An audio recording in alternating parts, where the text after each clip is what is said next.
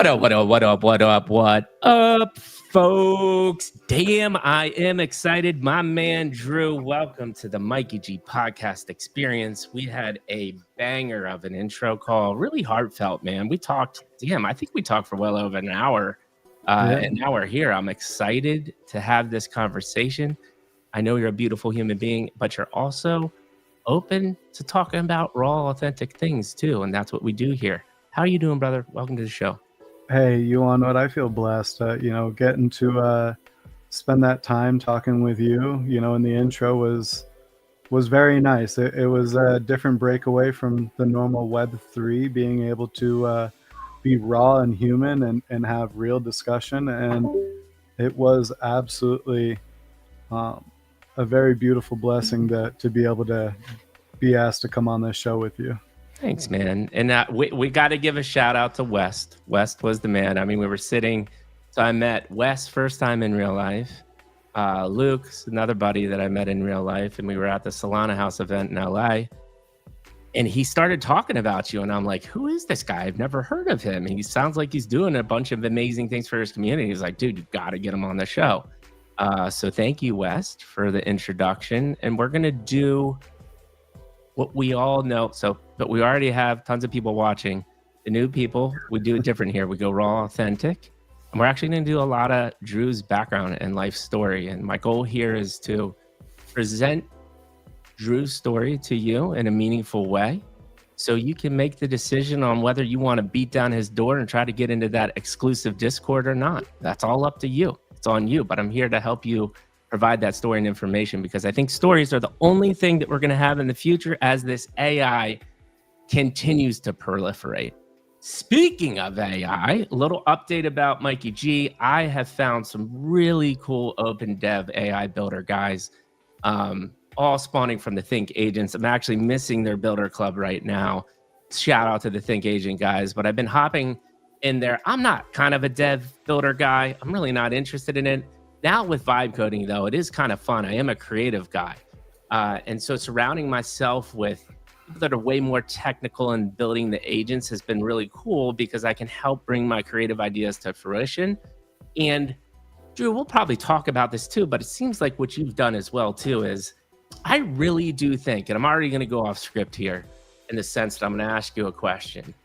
I can't think of the another way that we win the future without creating these tribes and micro communities by the millions to help spread and share the wealth. What are your thoughts on that concept as a whole?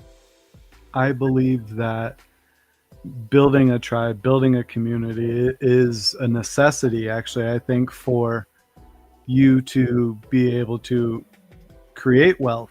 Wealth is managed by so many people, and one singular person really can't wear every hat. So I think that being able to have a solid community of people that are going to be there and a part of your product and what you're doing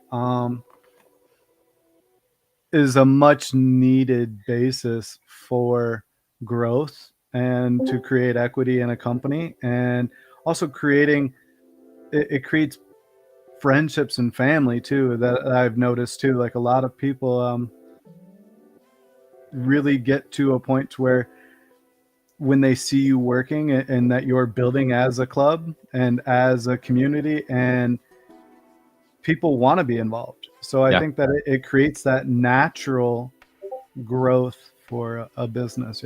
Yeah. And I think about this angle too, which I think is an interesting angle. The way that I also think why this makes sense is, in essence, you're decentralizing wealth, because what AI and technology are already doing is you can create $100 million company, 10, 20, $30 million company with 3 to 4 people, because the tools are going to be getting so powerful. If you have a product market fit or a niche or something that you can build, you don't need these huge corporations.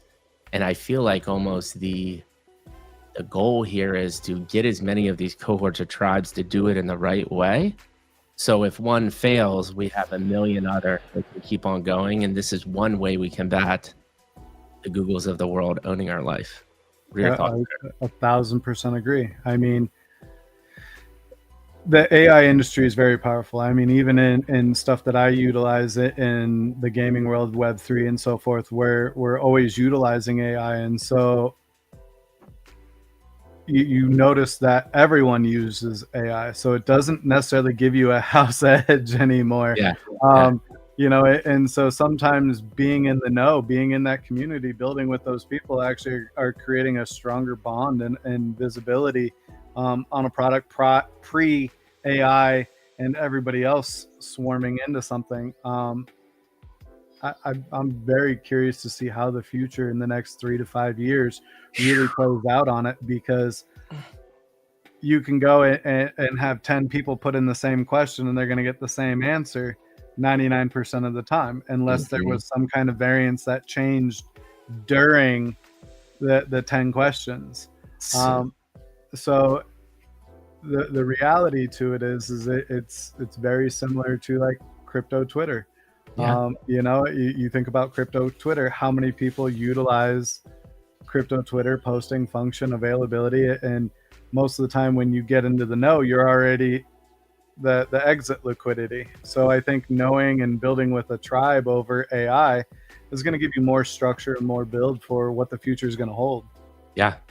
And I think that, like you said, there's family and cohesiveness, which is a great little segue into, before we get into the main question, the famous Mikey G podcast question, I always like kind of do a formal introduction. And I actually like how you broke it down. So we've kind of got the video game aspect, which is you're kind of early innovating in gaming tools, built automated tools for video game, really just tackling like super complex technical problems. But then you also got this family and this mentorship vibe. You're a father of 6. You've adopted children from as far as Morocco, which is unbelievable. One of your children's got a full ride scholarship to college, today holds a prestigious career, something that you're super proud of. But then you also have the philanthropy and community support, you know, consistently contributed to causes outside of Web3, donating to family needs, doing GoFundMe campaigns, disaster relief, holiday support drives. I actually did Toys for Tots a couple years in a row too. I love doing stuff like that. But one of the most fun parts that most of you probably don't know is he got an adventurous spirit as well too here, people. He freaking loves motorcycles. And I'm not just talking Harley Davidson hogs. He loves the Harley Davidson hogs and the crotch rockets.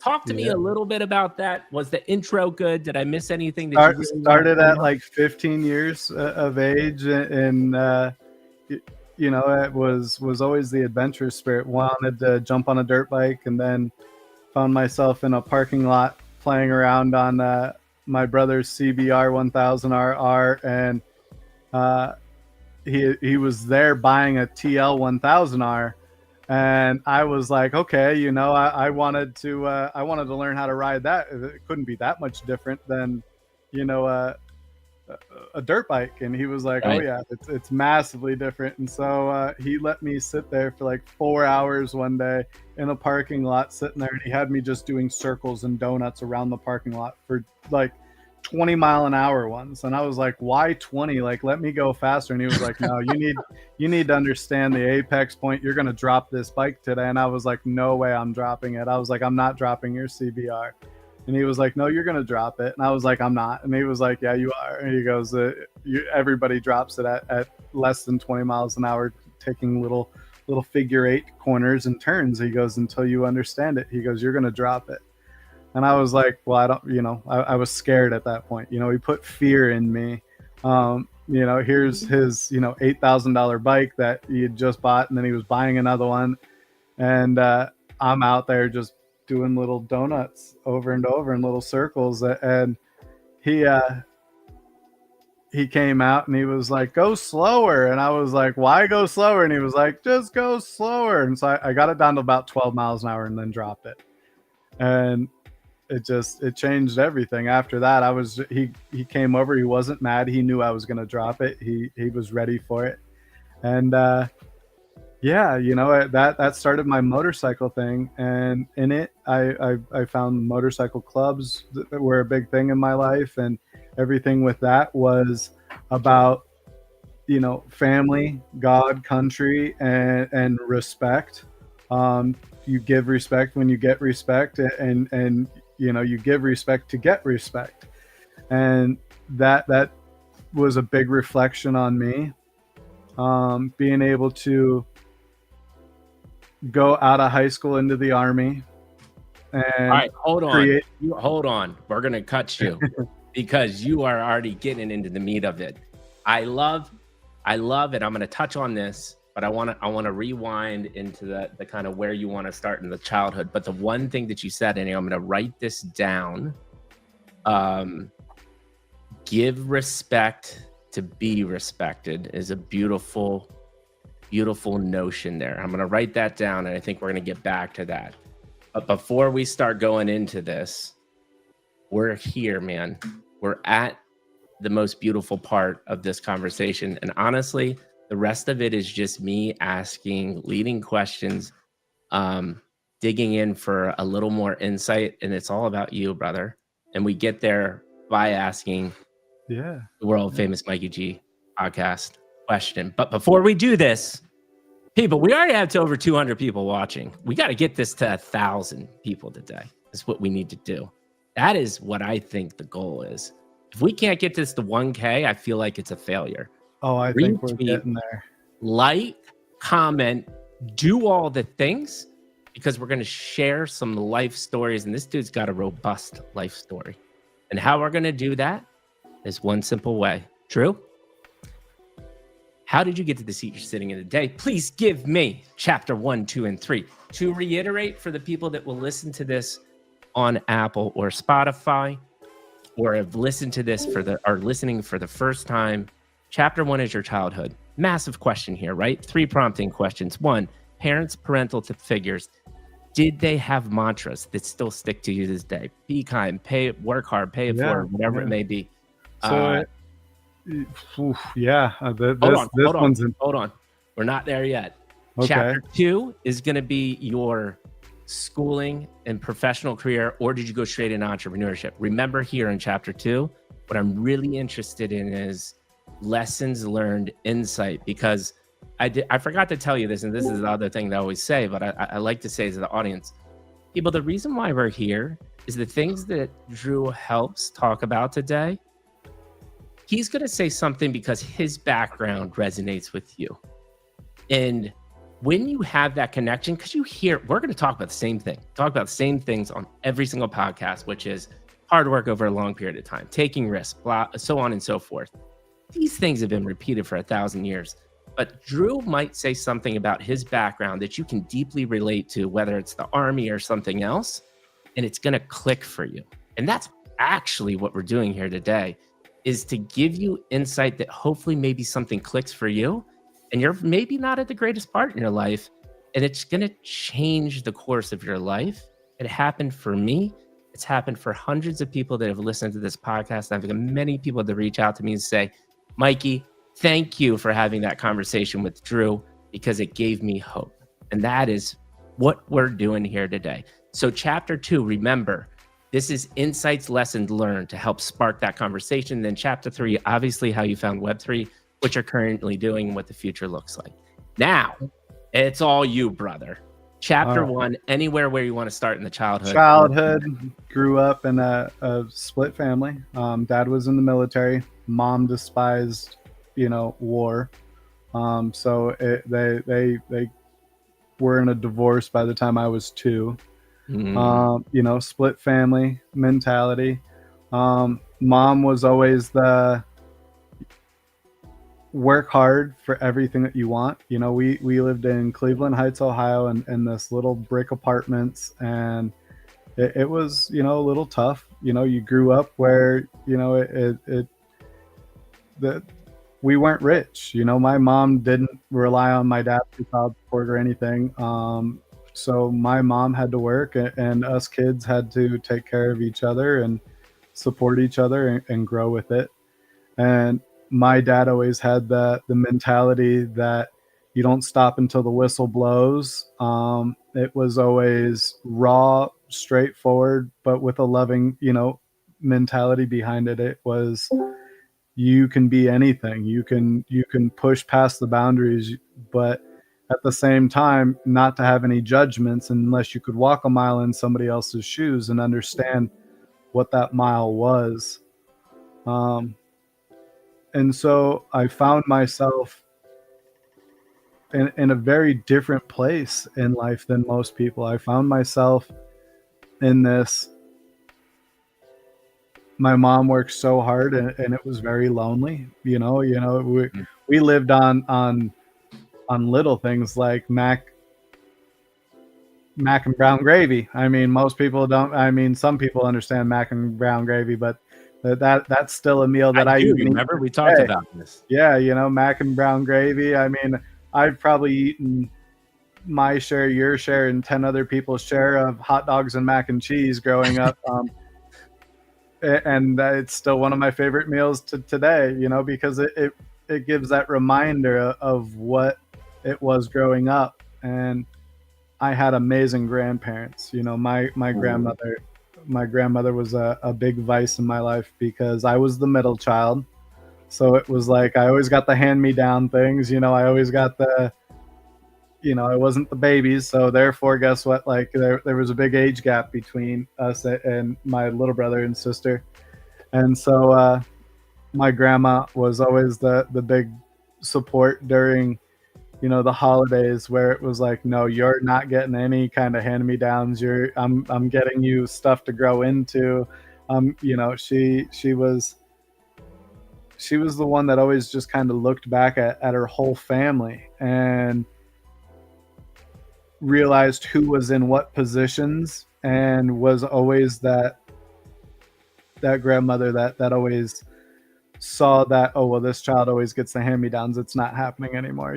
She was the one that, if I struggled on English or math or anything, she would take the hour drive and come over and work on it with me, just so that way she could be there and help me. If there was like study weeks that were getting tough that I had to learn,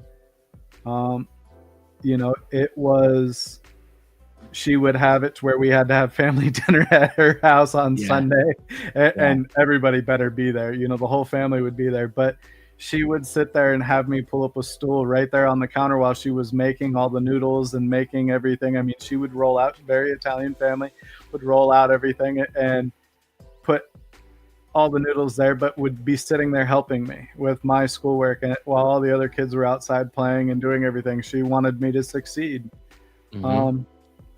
Real quick, I want to. You said so many things already, like hours we could talk for. One of the things that is really fascinating to me is love and support, right? Because you just talked about how you didn't have all the money, but you've built some pretty incredible things.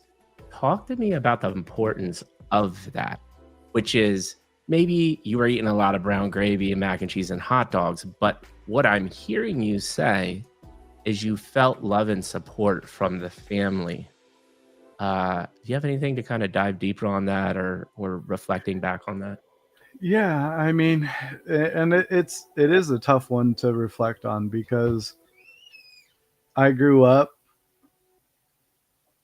always thinking, that I'd never have my kids have to understand this struggle. I wouldn't ever have my kids, knowing what that was. And I always wanted to have that love and support, like my grandmother. And now my mom was very supportive, but she worked so hard. Right. I mean, she worked her butt off to be able to support 4 kids on her own. She made sure we got to and from school every day, whether we had to get to the bus stop or she had to drop us off if we woke up late or whatever. Right. But, she would always be that hardworking, grinding mom that never gave up. And she was one of the ones that never wanted to ask for help either. She was so strong-willed that she didn't want help. She didn't want handouts. She didn't want favors. She said that it would be better never to owe anybody anything. you know, Right. and I always grew up with the mentality of like learning mattress money. My grandfather taught me it, and he taught my mom it too. You know, like every $100, take $10 and stick it under the mattress. You know, type mentality. And Yeah. I didn't understand that growing up until I got older. You know, the power of investment and being able to have your own money, your own choice, your own growth in life, and that nobody, not the government, not any business, you know, you have to build your own faith and your own way, and you have to be able to put your money where your mouth is. Yep. And with it, you wouldn't win every time. Yeah. You know, my grandfather told me this. He said, you know, you're going to make 100 mistakes for one amazing win. And I said, why does it have to be 100 mistakes? And he said, because you can't learn everything on your own. And I said, but, you know, I'd always have the rebuttal. That was my big thing, was the rebuttal. And I said, well, why would I need to do it all on my own when I got guys like you that are so smart that could help me? Right. And he said, son, by the time you're of age to do that, I won't be here anymore. You know, and so you're going to have to figure this out. You're going to have to, you know, figure out your community, your path, your direction in life. And that was a hard thing to swallow as a kid, you know, especially I think I was 12 when I had that conversation with him. Explain to me why it was hard to swallow, one, and then two, how right was he now that you are where you are?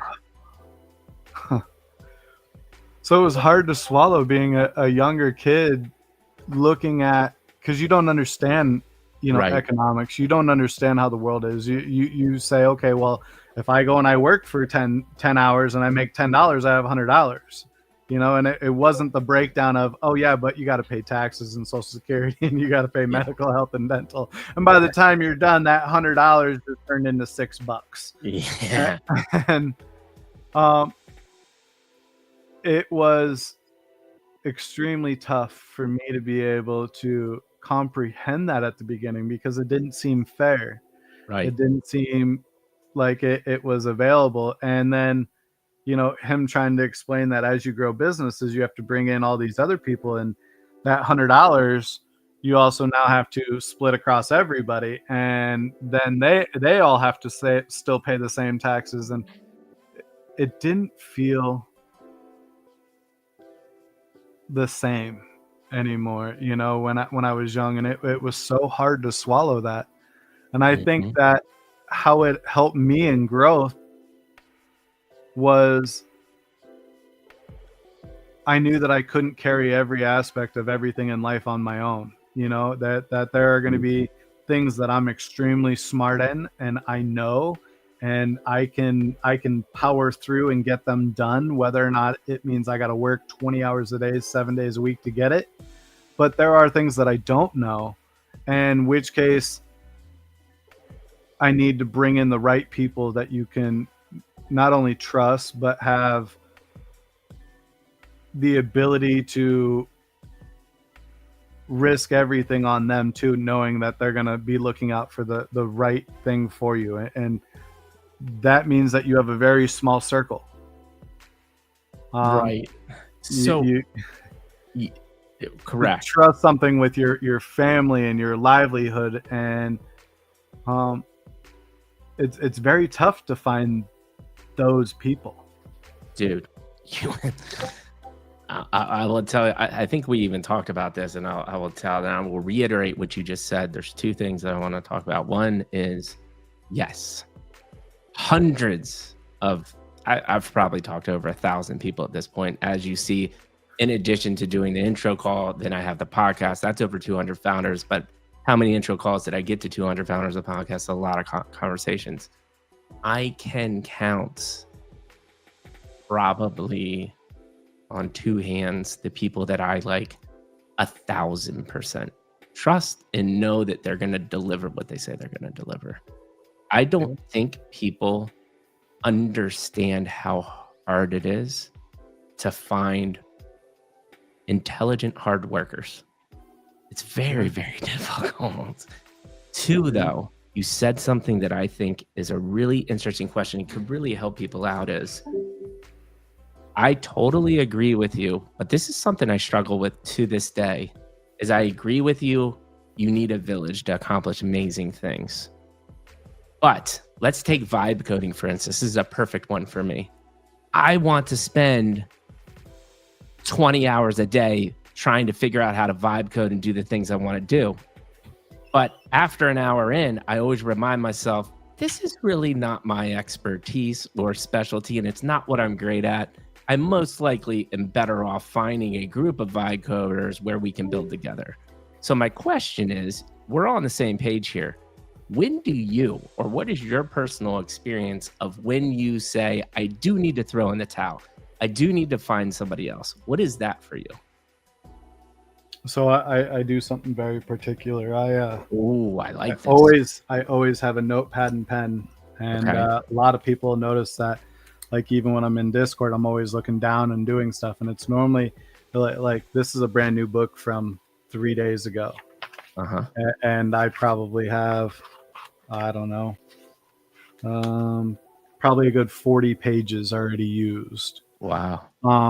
And in it, I have to diagram out, you know, what I can accomplish and what I should be accomplishing and what is in my realm of development, growth, expertise, and what is in then who my team is and what is their growth and their development and their expertise in.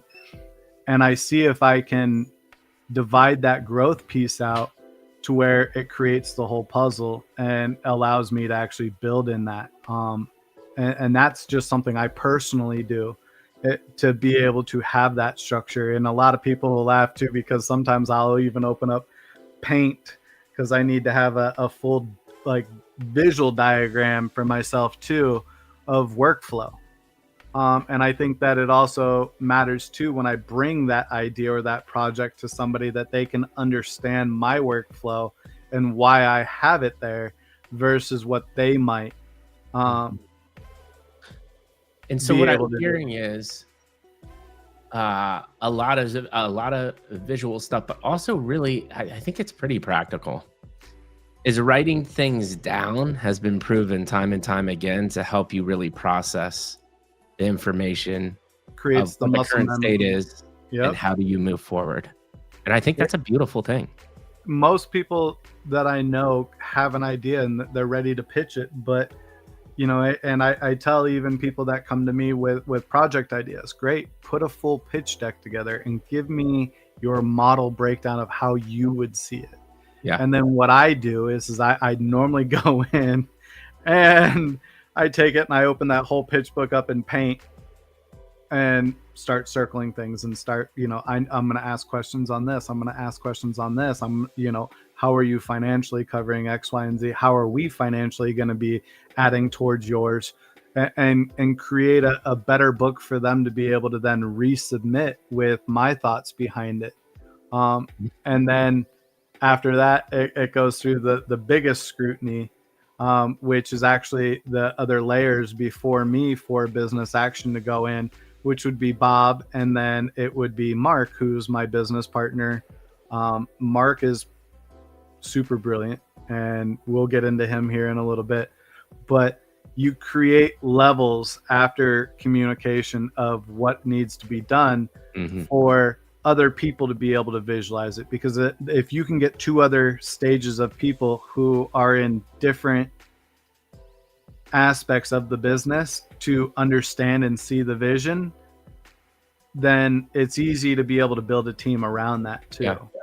So, but the other nuance to the question that I don't think you've tapped on that I'm interested in, if you don't have an answer, that's fine, is what is your indicator? So you did a great job of laying out the process, you're writing things down, you're understanding the problem that you're trying to solve. What is your personal indicator to say, this isn't for me, I need to delegate that? That is a very tough thing that I've always struggled with. Not sure if you feel the same or you have any tactics No, around that. I do. And so financial wise, I don't touch financials. My partner does that. He's the guy that does it. I only pay the bills with things. But outside of that, I have a 20-hour thing where is it doable for me to grind through it in 20 hours? And if it isn't, then it gets delegated. I love that. See, here's what we're also doing here is creating tangible insights. Great barometer. I've never even personally thought about that, right? Like if I can't do it in 20 hours, that's a good way to just have a little check-in with yourself. Is this really worth my time or is it not Right. really worth that time? It's beautiful. And it's a tough one to understand too, because a lot of people know I do 20-hour days. And so I look at it like this, that's my day. That's my 20 hours. And if I can get that knocked out in a 20-hour period of time, then that's something that should be on my plate.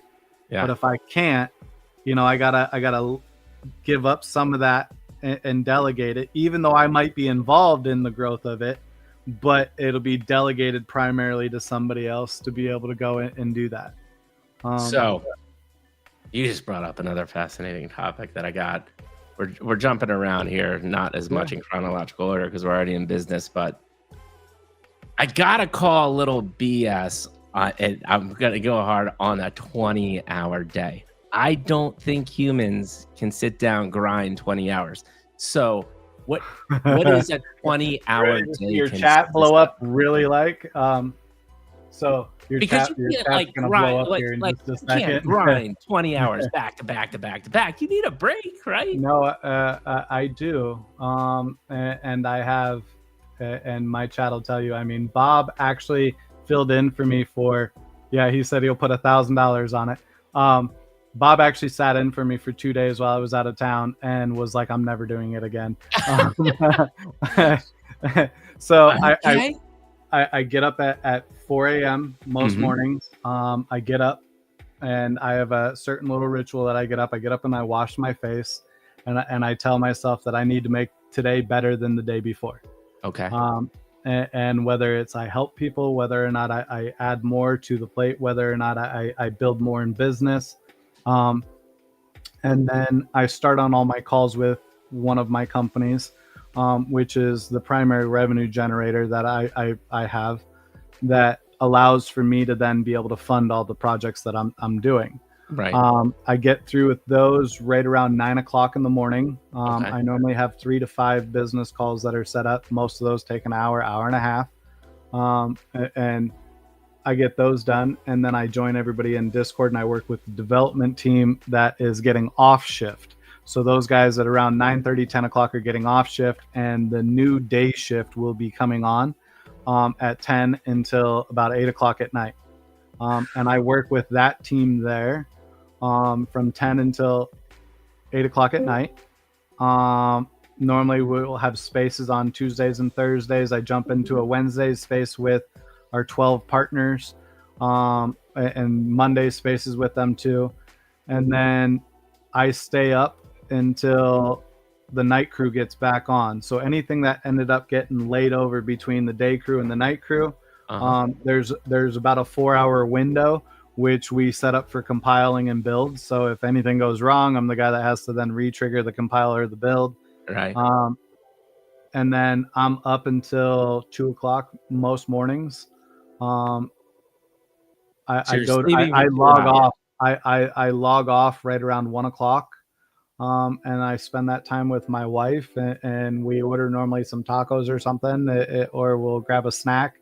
We put on a movie and I go to bed and then rinse and repeat every single day. 3 hours later. Mm-hmm. So here's a question. That's incredible. You're a way better human than I could never, ever do that. Well, we're both beautiful humans. Have a way better ability to handle long hours. Question to me. That is not sustainable indefinitely. So you have to recharge at some point. And so what does that look like? Well, I mean, I've had 2 big health scares overdoing it. Had a stroke a year and a half ago. And then a month ago, I had a brain aneurysm, and it was mainly caused by lack of sleep and stress. I mean, when you're handling a company that you have 500,000 plus going out a month, you know, it's expensive to run and build and develop and curate, and you have to have a shutdown time. And so, like, my team here, Bob and a few others here, are now like coming in and dedicating hours and telling me to go take naps, and over the last few weeks it is slowed down a little bit, not a lot. I've added about 3 hours of additional naps, and which my team has picked up and delegated. Thank you. Can I mean, I can just literally be that person for you, because I almost died myself, right? Almost died from some drastic health issues. And as you know, you just went through some pretty hefty stuff too. At some point you have to compromise a little bit, and that's where the delegation comes in. So I'm volunteering myself to be able to just pop in and say, hey man, take that little rest, go take that walk, do whatever you need to do. Because I'll help answer some questions for people, and gotcha. I'll help answer some questions. That is totally fine, because I will say this, man, there has been countless of founders on here that have gone through the same thing. And what's the point if you can't sustain long period, right? And I think I'm not saying, hey, 20-hour days are needed. That's just part of an entrepreneur.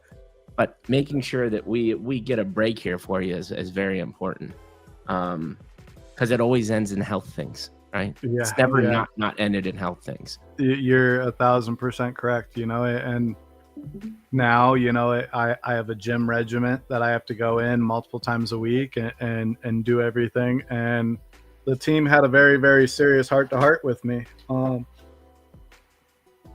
which was hard to hear too, you know? Yeah. When you've been building with everybody for 3 years, and you know everybody almost intimately. I mean, some of these people lost their homes during hurricanes. We kept them in Airbnbs until their houses were back up and taken care of. We've had people who've had houses burned down. We've had disaster relief. We've had veterans that have lost everything. We've had people lose cars. You know, you name it. We've always been the one to come in it and take care of it, and had that business where these people are my family too. I mean, and I care about them and their well-being. I care about their families. And so these people have also put a lot of trust and stuff in me, which has been, no, it's all right. That, you know, how much of a founder is really there if people have hundreds of thousands of dollars invested in you and they rarely see a founder. For me, I feel that was not the position or the play, because I want to know the people that I'm building with. I want to know the people that I care about. I want to be a part of their lives just as much as they're a part of mine. If they worked hard for their money to be able to support Unreal Kingdoms and Cyber Apes, then I should be available for them almost around the clock. They need to be able to see that progression. They need to be able to see that work. They need to be able to be a part of what I'm building, and know that their investment, you know, and some of these guys will tell you that they don't even care about the NFTs. They have the investment in me because of my work ethic, because of building like that. But it has come at a cost, you know, and health is a real serious, you know, thing. But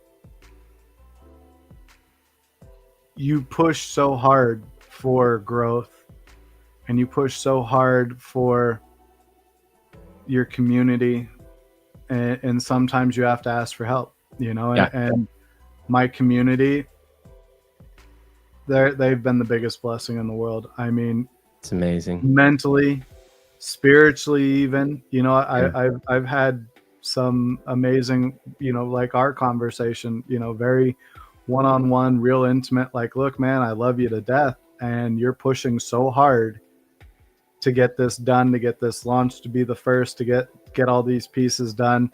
You're out of pocket for 99% of everything. You need to go to bed. And it even got to the point where, like, they were calling my wife and saying, look, go unplug the router. Yeah. Like, and threaten him because he's at 20 hours. There's bags under his eyes. He's, slurring in the speech. Like, Yep. And you realize that you have a family behind you that loves you too. Yeah. But that love is reciprocated by them knowing that I'm not going to stop. Yeah. I'm not going to quit.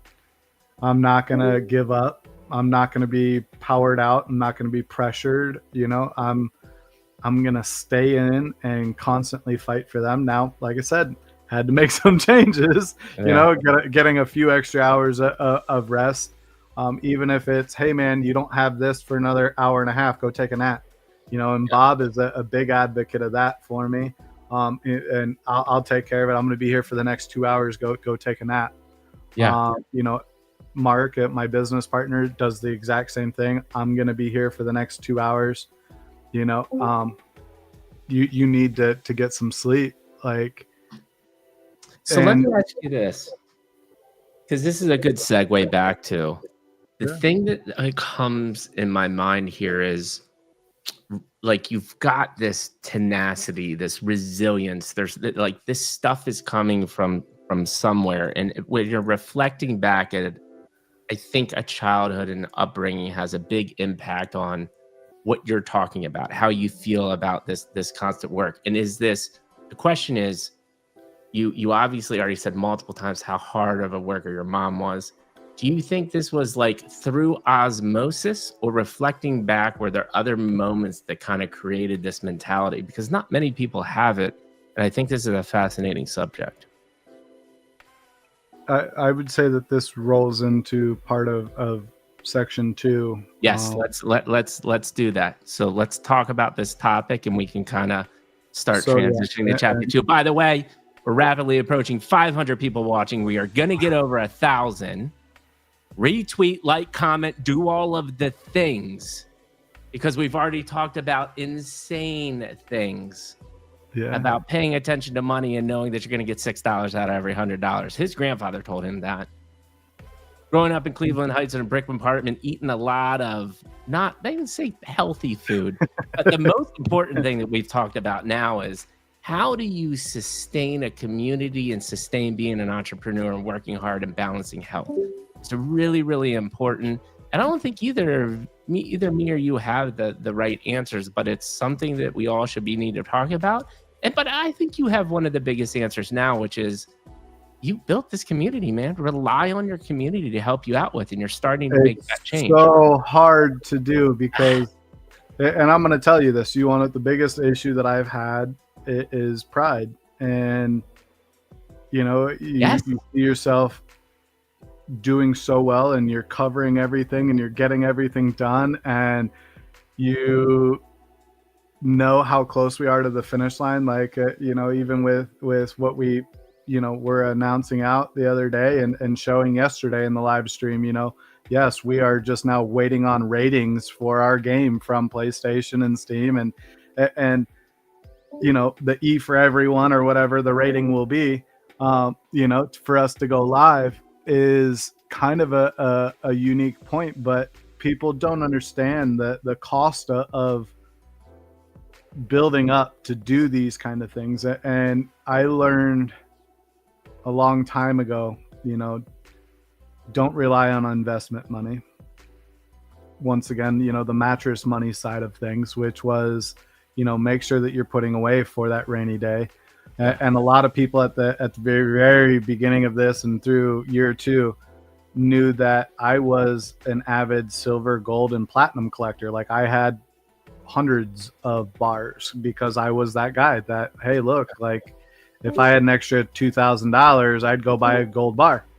and stick an ounce of gold bar in the drawer. And I did very well with that. I was very lucrative over 20 years of doing that. I had close to 600 gold bars, Damn, that, that's amazing. and probably 150 platinum bars, and I don't know, probably, probably a 2,000 ounces of silver on top of that too. That's insane. And that this all goes back to the mentality and the upbringing. So let's go back there into the start where you want and to kind of like transitioning that chapter 2. But the theme is here again, tenacity, resilience, this grit. The people call it grit. Yeah. That comes from somewhere. It comes from experiences. Is it osmosis from your mom? What is that? And take us on that journey, because this is I think the grit came more from my dad's side. Okay. My dad's side was once again, no stopping until the whistle blows. My dad was a very advocate, was very vocal, I should say, about making sure that you do what you say you're going to do and do it better than anybody else.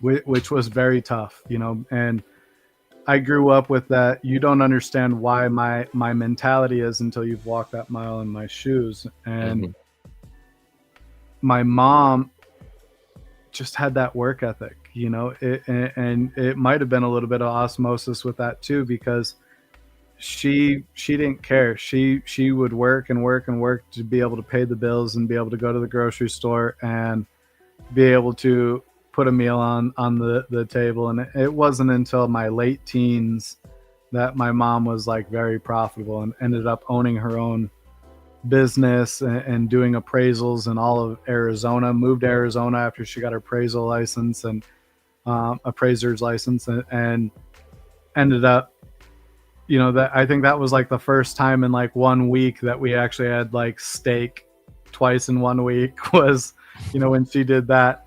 But at 17, I ended up going and told my dad I wanted to walk a mile in his shoes, and signed up for the military and needed his signature. And he quickly was like, yeah, let's go. And it wasn't that much of a change for me going in, because I always had that structure from my dad going into the military. So the military wasn't the big eye opener. I always had that structure from my dad growing up in a military household, Right. And having that. The big thing that got me was when I got to college. When I got to college, I had a professor tell me the very first day that I got there, and I was older than most of the kids because I had went into the military. Yeah. And he looked at me and he said, "Let me explain something to you." And I said, "What's up? What's going on?" And he said, "You're in a competition with some of the brightest people in the world, and they're younger than you, which means you have to be smarter. You have to think outside the box more than anyone else." And I said, "Well, how do you think I'm going to accomplish that with all these? You got 140 kids in this room here." And he said to me, "Look, let me tell you something. If you have any ethic in work, this will apply to you for the rest of your life." And I said, "What's that?" And he said, "Always try to learn something new every day." Ooh, beautiful. "And then apply it." And I said, "Well, how do I learn something new and apply something new every day?" And he said, "That's what you're going to have to figure out." And I quickly ended up, having a real kind of, this is the first time I'm really alone. I don't have any brothers with me. I don't have any family with me. Sitting in a dorm by myself. Didn't have a roommate. So I was not a partier, and nobody wanted to be a roommate with the older guy. Nobody cared to, and so I ended up getting a job at a place called Apex, and I told one of my supervisors that the night that I just got done talking with my professor and told him what it meant. And he said, "Hey, I want you to do me a favor." I said, "Sure." He says, "Look, I have these things in Oracle I need you to learn tonight, and because I'm going to go and move you over to this other team." And I was like, "Yeah, not a problem," And I ended up learning everything that I needed to know about Oracle to be able to go over to the other team. And at the end of the shift, he looked at me and he goes, "So you just made it to where you got an extra $12 in pay, and it took you an hour to learn something new and be able to apply it in the day. How did that help you?" And I went, "It's that easy." Mm. And he goes, "In this situation, it's that easy." He goes, "But in others, you might have to put a year of learning to be able to get that upgrade, to be able to get that experience that you can to be able to upgrade yourself. Right. And you have to be willing to fail." And I never took fail as an option. I mean, growing up, you don't stop until the whistle blows, and he said, not every answer is a correct answer, even if it, 2 + 2 = 4. He goes, but that's not always the situation. If you go and you break it down, 2 + 2 can equal 1 if you're doing it in trigonometry. And I said, "Well, how the hell do you figure that?" And he goes, "Watch." And he showed me. And I went, and he broke it all the way down. And he said, "Yeah, so now it comes down to a variable of 1. How does that make you feel?" And I was pissed off about it because I was like, "No, 2 + 2 = 1. It is not a thing. It's impossible. Yeah. 2 + 2 = 4. And he goes, "No, because then it comes down to the root level, and root level is 1. He goes, "So that sucks, doesn't it?" And I went, "Wow, that's crazy." And he goes, "So every problem has a solution. It may not be the answer that you're looking for." He goes, "And this is Interesting. a trick question." And he goes, "And so you'll lose in it, but you might be right by sitting back and saying it, but it depends on what formula that you decide to use." And that to me was a very big eye opener, to be able to see that if you do think outside the box and you do, list all the different things, which is why I have a notepad, having to put those, different formulas together, because it may not be the same formula with one to the other. And that was probably my biggest learning curve in business, was that night. And I felt like something like clicked in my brain, that I could learn anything and get myself any position I wanted and be in any line of business that I wanted to be in, but I would have to be willing to take that time to learn it and to process it, and then was taught to look at what would be possible other solutions, that people would look for in the problem. And after I did that, my business journey after that took off. I mean, it was the eye opener of me in the business world, was to be able to sit back and say, to understand that not every single time the basic answer is the correct answer. Look at what other variances could be utilized with that question to change the answer. Yeah. And I started to apply that to building software, started to apply that to think outside the box. Well, a lot of people know I built one of the biggest ad platforms, which it was big enough that it crashed Facebook's IPO. And the resources that were used on that were thinking outside the box. Hey, Google, I'd like to build an ad platform for extensions. Good luck. It's going to take a lot of work. Great. So then we did it. And that ended up being a big hit that ended up hurting Facebook's IPO launch. And you realize that everything in life that you want to build on everybody has a different view of it. And you're not going to make everybody happy either. That's the other thing. You know, normally if somebody's winning big, somebody else is losing. And that's a hard thing to choke down, because sometimes you have to be the one that takes an L to get the W in business. Oh, talk to me about that. Do you have any examples? Oh, I mean, here's a primary example. For us to be able to go and get approved on PlayStation, Xbox, we've had to pay for the CDN and hosting services for the last 11 months that we're using. So that's an extra $170K every single month for each provider that we don't even have a choice. So to get approved and not put any delay, not make sure of anything, we had to put all these pieces together. Now we're approved. I don't have to wait for CDNs. I don't have to wait for anything else to be able to go live. I can literally package it and say go.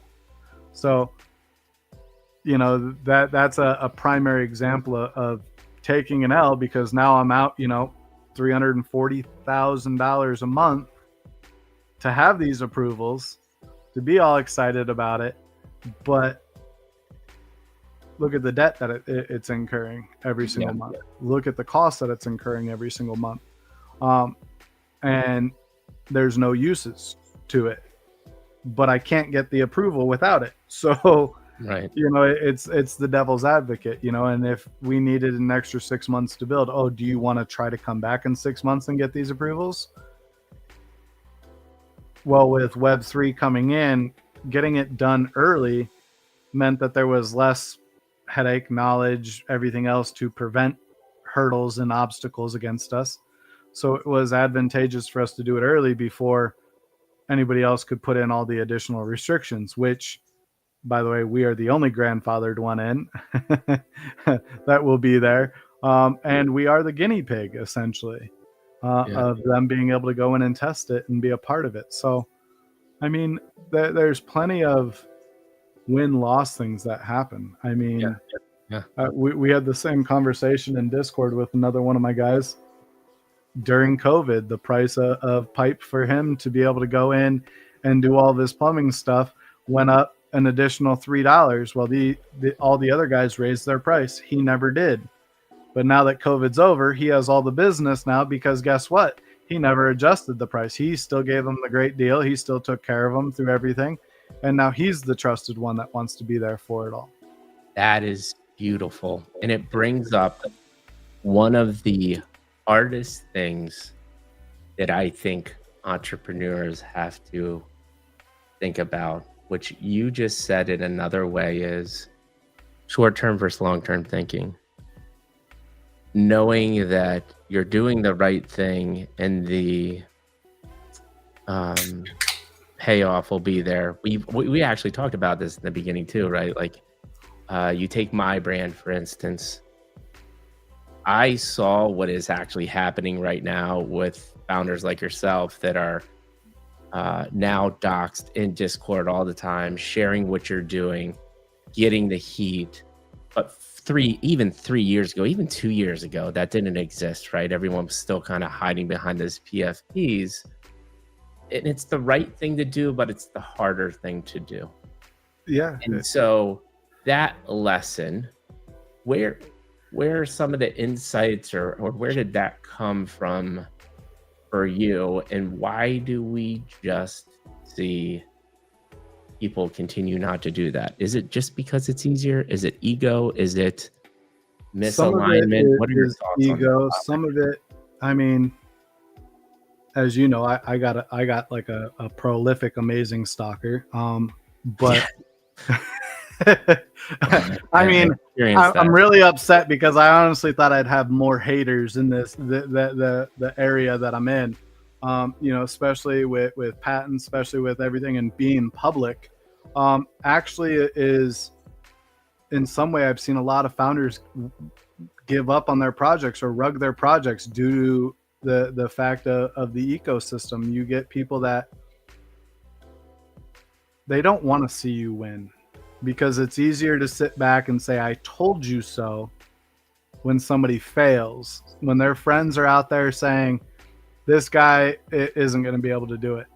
It's easier for them to sit back and say, yeah, it's not happening. This guy couldn't do it. Meta couldn't do it. These, and I think that it's difficult for founders in this space because there's a lot of liability behind what they do and how they do everything too. And there's a lot of judgment, which is part of the reason why, like, even in our Discord, we have an open discussion, we have an open forum, we have the transactions. I mean, everybody can go in and look at my community watches me pay the bills.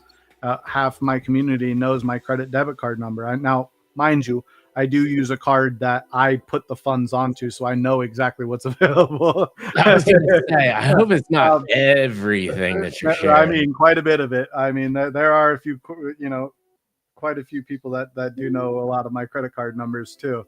And that's only because, my community comes first. If I see somebody's having a hard time and they need PayPal and to be able to pay their rent or keep the lights on it, and I have it, you want to know it, I don't care. Cool. If I have to put it on a credit card to make sure because I just paid the bills, we'll do it. It is what it is. Or we'll do it as a community. And that's the one beautiful thing. And I think that when you have a community like ours that is token gated, which, now creates that path that allows for people to, it costs money to get in. People don't want to lose money to find out what they're getting into, and our product isn't necessarily cheap either. So, you don't have the naysayers and all these other people really coming in. 99%, probably even better than that, of people that come in are completely like, holy shit, these guys are real. I've had a lot of people. I mean, you've been in the Discord a few days. Lot of things to where we do everything as a community. Keep that open honesty, that transparency. Make sure that you're constantly building with everybody. Make sure you keep them included on every step that's going on, including the problems. It's okay to have problems. There's so many business owners that are in our ecosystem, and these guys all understand, hey, there's business hurdles, and they recognize that you're human. They recognize that, here's a founder that's putting in 20 hours a day, 7 days a week, and is there, can answer the questions for them at any time. I think that I have it easier than a lot, only because my community is actively involved. They get to actively watch and see. They know where the investment is at. They know that we are, I am effectively 99% as of last month. The funds that have come in to take care of this whole entire ecosystem. So everybody knows that I'm not trying to have it fail. I mean, I'm 35 million out of my own pocket into building out things. That's insane. So, do you think it's as simple as that? Just pure transparency? I do. Something else there? I do. I mean, I have a lot of people that are very protective of me now because of that pure transparency, and it's been very beautiful to actually be in this space because everybody knows, that every day I'm getting up and I'm going to be there and I'm going to be going through and working out the problems with them, working out events with them, working out fun with them, working out, the problems with them, working out the L's and the W's. We get to celebrate the W's and we all get to grimace a little bit over the L's and then work out the solution. This is the problem. Here's the solution. Let's work on it together as a team and a community. And my community gets to have voting rights on everything that we do. I mean, we've taken probably 50 votes on things on how we progress forward. And out of that, only one time have I ever actually sat down and said, no, that this is one thing that I'm putting my foot down on. If I give you a giveaway and you go and you sell it, you will never get another giveaway again. Right. You know, That makes if sense.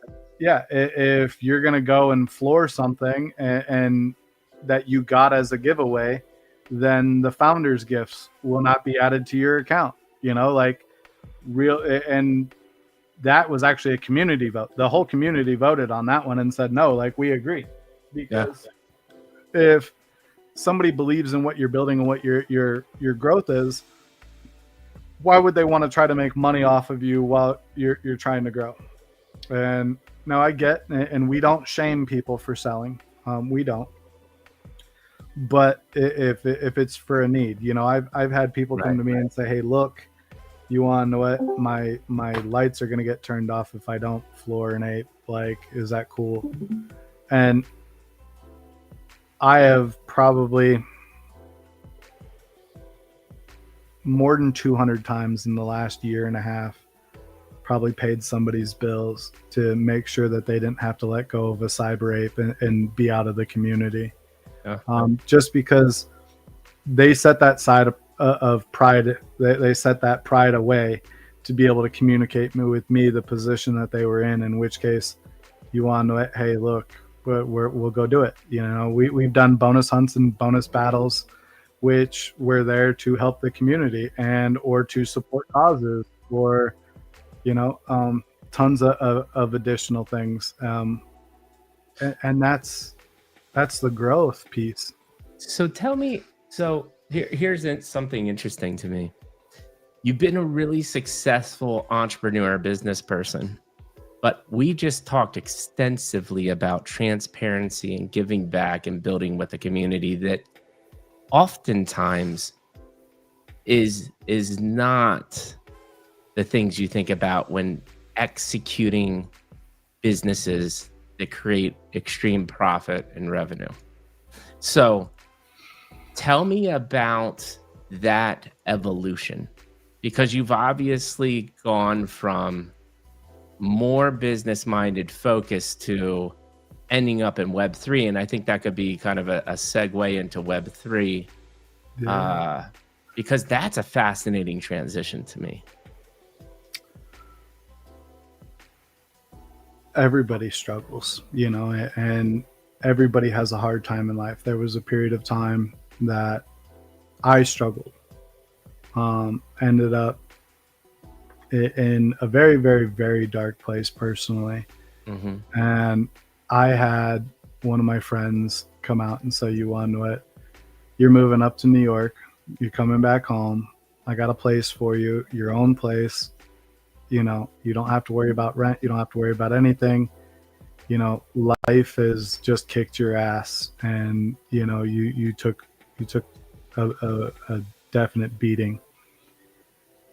And in that 3 months, I was able to, you know, it took me a couple weeks to kind of mentally get there again and find where I needed to be. And I got back into the grind, got back into business, got back into what I know best. And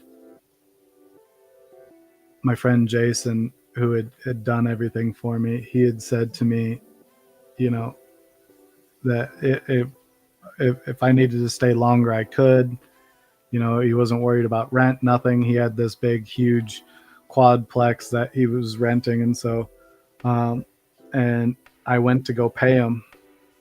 And for those 3 months after I had finally got back up on my feet, and, you know, it was the loss of my dad, and I was in the middle of a custody battle, and was, you know, this is my child, like here I am dealing with things.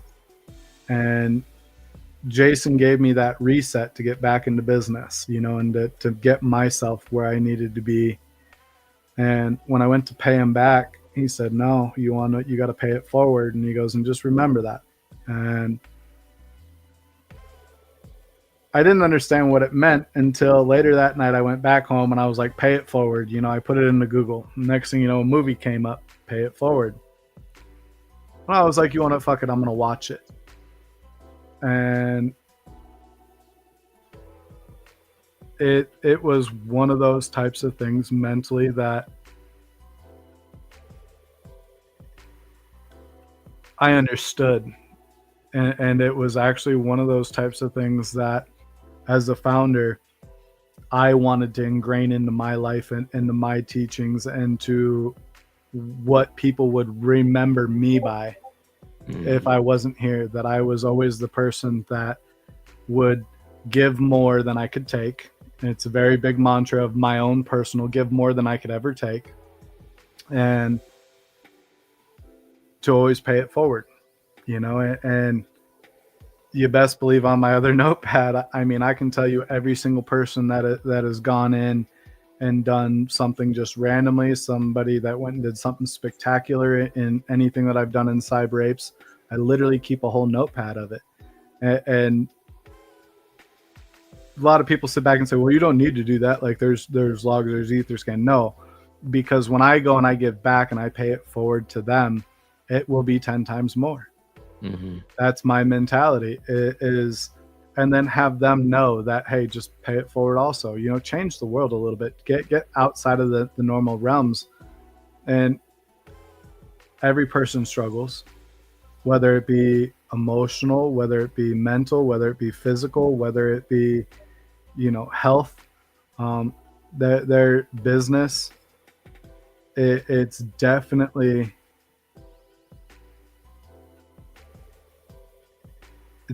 hard to be in a space where you're always trying to do more for others. Yes. Especially since, it doesn't take much either to have somebody try to FUD, have somebody try to do other things. And I mean, that's the reason why you'll see, I mean, as you can see in the chat there too, like I'm one of the most transparent founders in the space. Mm-hmm. It's one of those types of areas for me that I recognize how blessed I am to be in the position where I have a roof over my head. My kids have clothes, nice clothes. They're not in hand-me-downs. They have a nice meal on the table every night, that the lights are on, the internet's on. They all have, up-to-date computers and they all have PlayStations and Xboxes, like I'm blessed, but there are so many others that are in this world that aren't. Yeah. And so we've always had that goal to try to change somebody's life, try to adjust. If we're going to be able to be in a market that has multiple $1 billion in it, we should be able to create something to change. Yeah.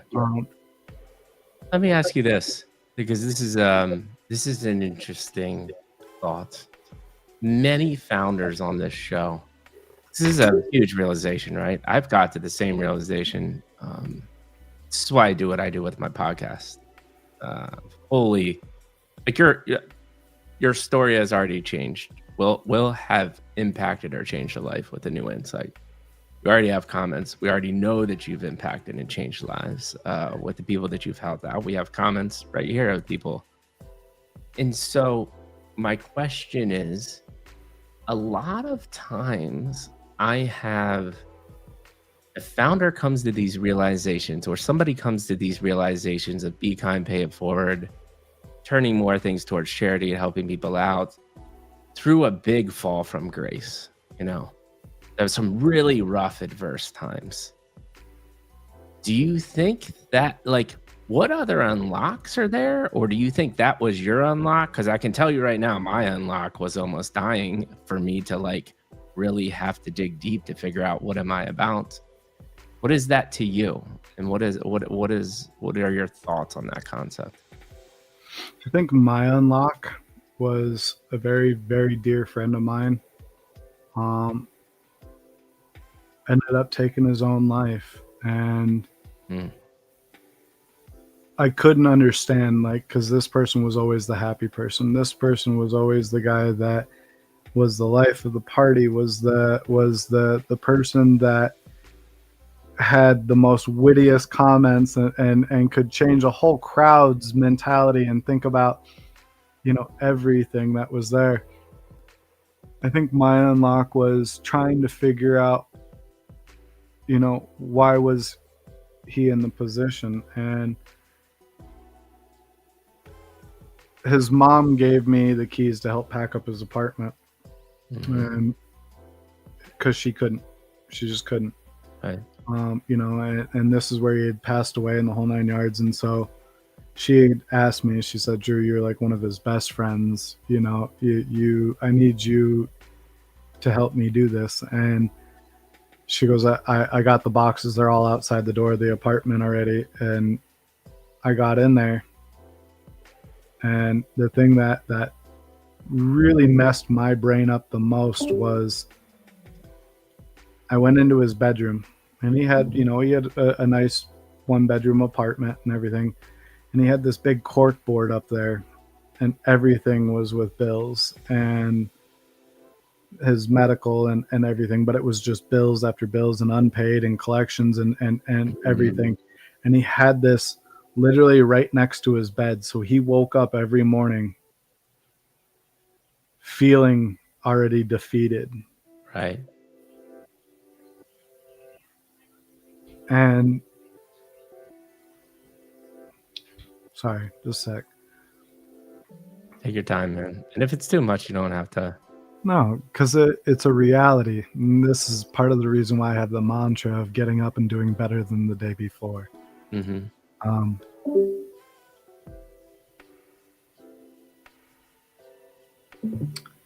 He felt very defeated every day. Right. And that's the reason why he ended up doing what he was doing and ended up taking his own life. And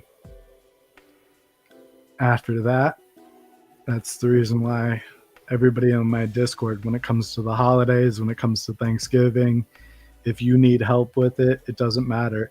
We paid for 112 people's Thanksgiving last year in my Discord because they couldn't afford it. Wow. So how am I as a founder going to sit back and have people who have multiple $1,000 NFTs of mine, and yet they can't even have a Thanksgiving dinner or a meal? Right. We ended up giving $120,000 last year during Christmas and the holidays for people where they didn't have to go and tell everybody in Discord. We literally made a Google Doc that if you needed help, how many kids you have, X, Y, and Z, and we sent them the funds to be able to go and make sure that they could put Christmas presents under their tree. It's amazing, man.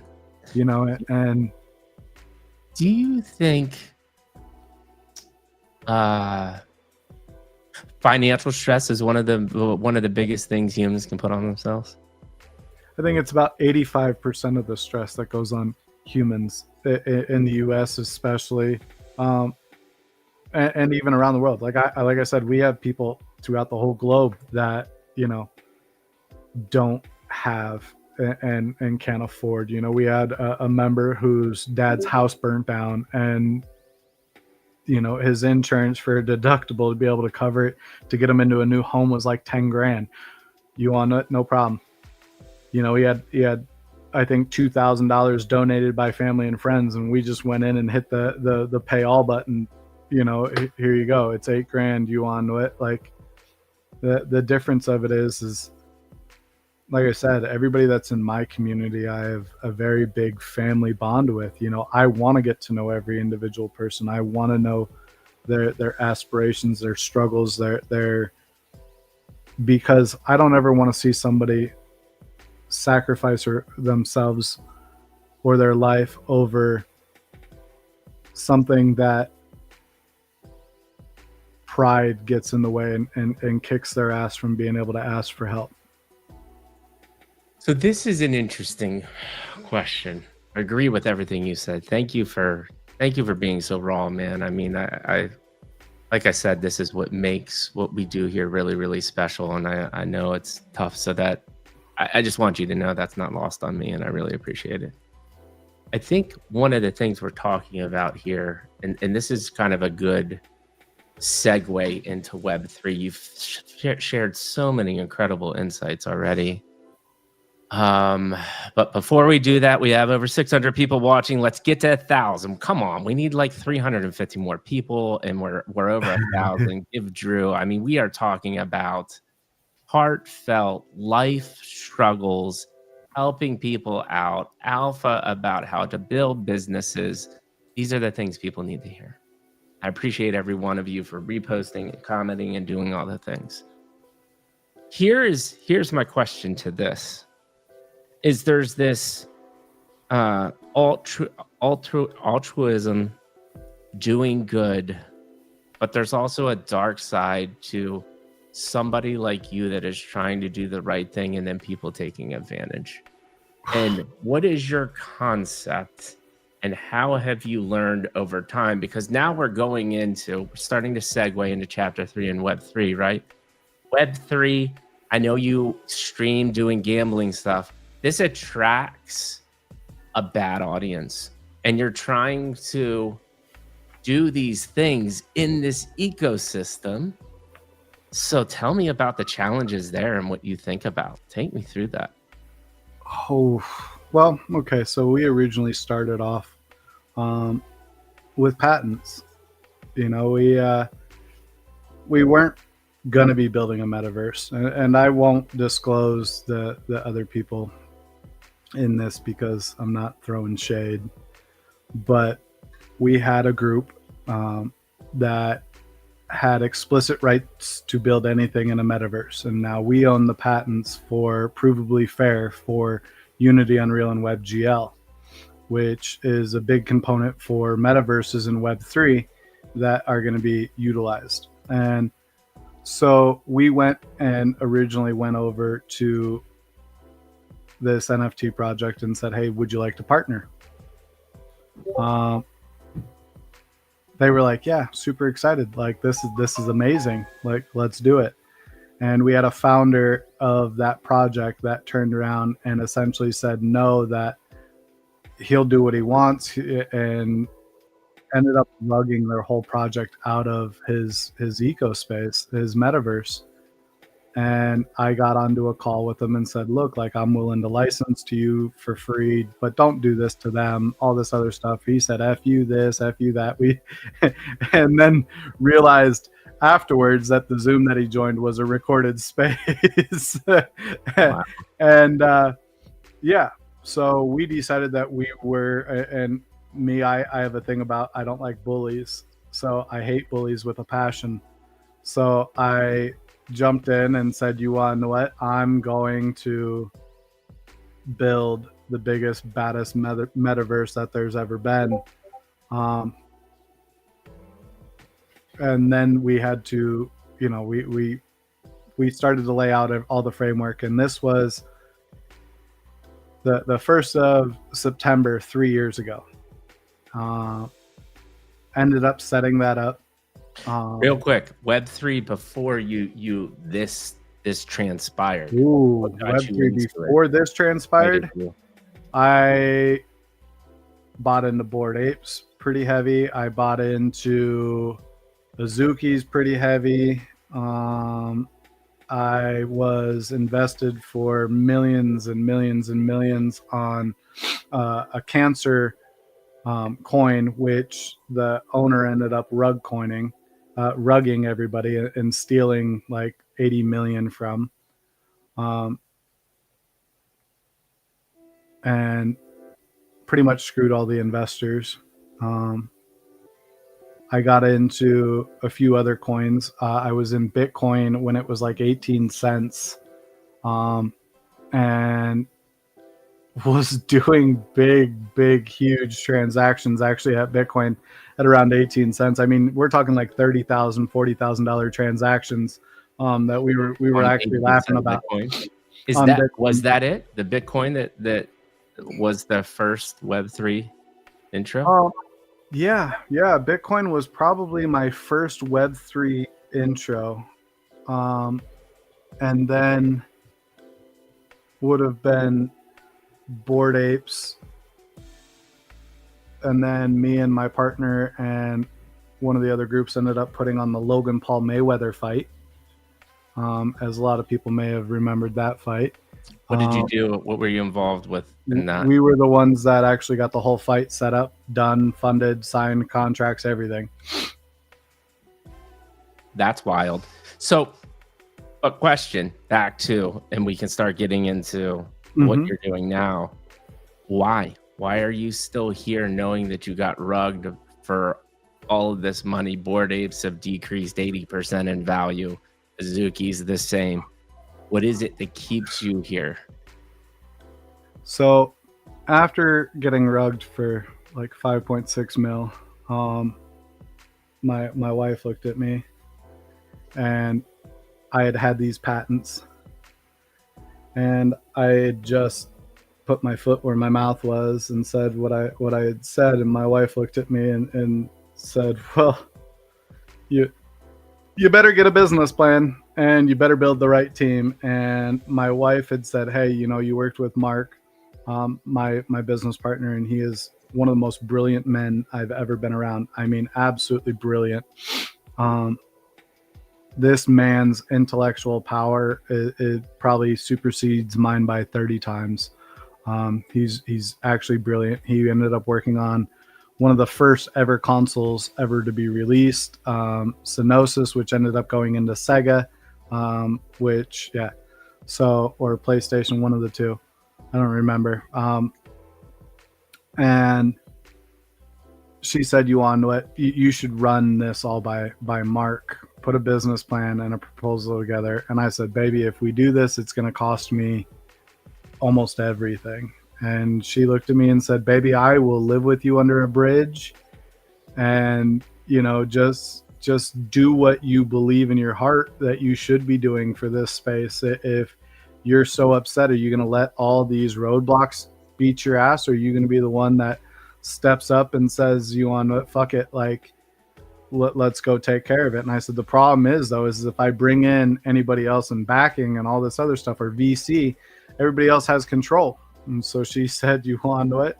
Then you pay for it. Whatever doesn't get sold in NFTs, you pay for.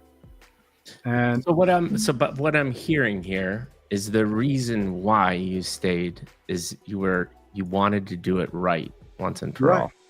Is that it? Yeah, it was more of, I got tired of hearing the excuses from everybody. You're looking at all these groups. I ended up minting some other side land and all this other stuff, and paid I think it was like $1,500 in gas fees to be able to the gas. You guys remember that? Yeah. So I ended up getting 20 of them. So just imagine, where I was at with gas, on the original, drop on that. And it was one of those types of things. And I'm just like, well, but they don't even have a team to build yet. Like they should have been working on the build during this time after, go to find out, oh yeah, well, we'll be setting up a team. We'll be doing this. And I'm like, so you mean to tell me that y'all just made $400 million in funding and you didn't even have a team in place? And so I got irritated and said, hey, look, and I think I had spoke maybe twice in the Discord at this point, and in the different chats at this point, and was like, you on what? I'm going to go build out Cyber Ape Yacht Club, which will actually get the job done and actually build the metaverse. And so, that was my lock-in at that point. Was then I said, you want it? Screw it. We're going to go and actually build, and we're going to do it transparently, and we're going to put the developers in live building for everybody at all times. And we're going to try to build something that works around the clock. So we'll have development teams that are working 20 hours a day. And and yourself. Yeah, and myself. And I took this to Mark, and Mark was like, this is the better part of 25 to $50 million you're going to end up spending. And I was like, well, I got like 30 some and change and still getting more deals to go through. And he was like, yeah, let's do it. And so we ended up starting off, bumpy as hell. We were going to do casino rewards. So part of the patents were, we got in with the patent attorneys, and they said, well, you have these patents, but you also need to become the first and force to prove that you've actually built it and made it work. So I said, okay. So we ended up going and we got a licensed casino. We ended up doing a bunch of stuff there. Ended up going live, and had our first major road happen.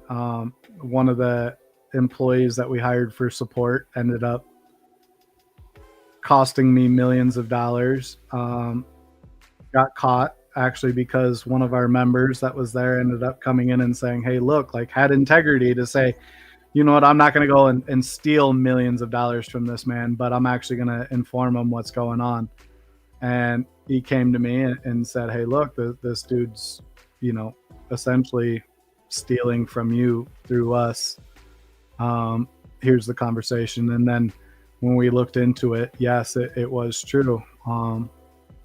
And the guy hadn't worked that many hours, you know, and so he came back and said, well, I want to be paid for like 8,000 hours. And I was like, but you've been here like 2 weeks. Like, what are you talking about? You got like 15 hours that's owed to you. Like, so we ended up letting legal handle him, went through the whole process, and he actually became the biggest fudder that we have of our own project. You know, the guy that ended up costing us millions of dollars ended up being the guy that literally even till today still stocks everything, does, you know, his whole mantra was you'll never succeed and you guys will never succeed in anything. And you know, if you go and look at all of his stuff, everybody else is a scam, everybody, yet he's the guy that does everything. So we let the attorneys and legal group handle him. And you realize at that point that it only takes one bad apple, you know, to talk to me about this. It takes one bad apple to, you know, start to transform everything. So you have to be transparent. You have to be willing to, hey, look, here was the problem. Here's the answer. Here was the issue, you know, and it was, you know, tough at the beginning, you know, especially because when you are fully docs founders like myself, you got people that are then doing lookups on your wife, they're doing lookups on your kids, they're doing lookups on everything. They're going through social networks trying to add your 10-year-old, you know, daughter to theirs. Like it weird, like creepy, weird shit. And you know, these are the areas where you're like, holy shit, like being that fully docs founder has problematic pieces to it. But what do you do to survive it? You know? And I thought it was amazing too, because my community actually was the one that started, you know, firing back even before I could, while legal was dealing with everything, you know, like, and being told, you want to, Drew, let legal handle this. You just stay focused on what you're doing. Yeah. My community actually was the one that started firing back. They were like, look, like you literally tried to steal from the man millions of dollars. You got caught. And now because your pride's hurt, your name has been now put in and everybody knows you. Now you're on a vendetta. That's your choice. That was your loss. And the community spoke up so fast for me, and it was so beautiful. And I think that was also a big motivation too, was to know that, you know, there were people that I didn't know in this space that jumped up and was like, I've been watching him for the last 11 months. You know, I've been, you know, at this point, you know, yeah, I've watched and listened and sat in Discord and monitored everything that this person's done, and you're wrong. Like, and like, that so talk to me about more of, because I'm more interested in the lessons here, right? So what we're really talking about is some bad eggs. Well, bad eggs are going to turn up, especially when you're doing good or you're talking about a lot of money and you're doxxed. What do you do to prevent that going forward? What have you implemented? What are the things that you think about now going through such an experience? So I think the majority of the people that we will hire from this point on are normally going to be like guys that we've had in our community for a long period of time that have been looking. I mean, we have a lot of very brilliant people that have been involved with us for a very long time, honest, trustworthy, and it's not just like going out and hiring people off of, a LinkedIn resume, go ahead and anybody can submit. No, that's over. Now it's, you have to prove your worth, to be able to be over and working with us and be a part of it. Even our developers, look, like if you're going to come in and you say you're a developer, great. I want to see, the first 90 days of you, and I'll pay you this much for 90 days. And then after 90 days, we'll increase you to here. Yeah. These are the things that, we benchmark because we want to know how that person's work ethic is. We want to see how they're developing, how they work with the community. And I'll put them in positions that I want to see if they'll be honest about, and if they are honest with me, then you want to know it. Hey, that's that feather in the cap that, stay honest with me. I appreciate your honesty. You want to know it because you were honest with me. That's a very big, play for me. And I've learned the hard lesson of just, you can't just hire anybody anymore, especially when you have a high net worth and you have a high evaluation, you have all these different things. You have to find people that truly believe in what you're building, truly are willing to be invested in what you're building, and truly be willing to be as transparent. And that, is tough to find and to build with right out the gate. Do you think part of this is, do you think part of the maybe flaw was being too trusting? Yes. And yeah. So how do you, at the beginning, absolutely. At the beginning, absolutely. My circle actually got very, very small after that. Because you don't want, that, I guess the best way to put it is you want to believe that everybody else has got the same intentions as you. Yes. That was my original mantra. Now, my business partner, who's a few years older than me, ancient, he has more wisdom than me on that. And, now he's like, no, like these guys are getting fully vetted. Like we're going way, way, way deeper. Like, we're checking these people out a lot more now, and the vetting process has gotten a lot more strenuous, and making sure that it is advantageous for us to be able to bring them onto our team, because we put models together every week, like prediction models of what it could be breaking down, what we'd have to be paying out, everything. They're prediction models. They're not, this isn't a financial, this isn't where it's going to go. This is a prediction of what could be, and if we do these things, and why and how. And some of these we've learned from different groups. Like we have guys from Microsoft in our group. We have guys from Activision that are in our group. We have guys from all different groups that have explained to us, where we might think that market is one thing, and they're going to explain, no, you're going to end up paying this and this and this, and what you're actually going to make on it is this. So adjust those different financial models as we learn with everything too. And nothing has been perfect yet, but we've been grinding through to be able to make it pretty perfect. Okay, so let's do this. Believe it or not, we've been talking for like an hour and 40 minutes, basically. We have eclipsed 700 people watching. We only just need 280 more people to break the 1K. But I do have to watch my little one here. So I have a finite amount of time. We can talk for hours. This is just the beginning of many conversations. Like I said, I already knew it from our intro call. What I'd like to do, though, is tell me elevator pitch, 2 minutes or left. You can do Cyber 8 Yacht Club and Ultra Kingdoms. Pick one or the other. I don't know if it makes sense to talk about both of them, but currently today, what are you trying to do with these entities? So Cyber 8 Yacht Club is the entity that is building out everything for Unreal Kingdoms, and it is under the parent company 8 Galaxies. So 8 Galaxies is our parent, Cyber Apes is our building, and Ultra Kingdoms is the multiverse metaverse that is going live on PlayStation, Xbox, PC, and by end of year mobile.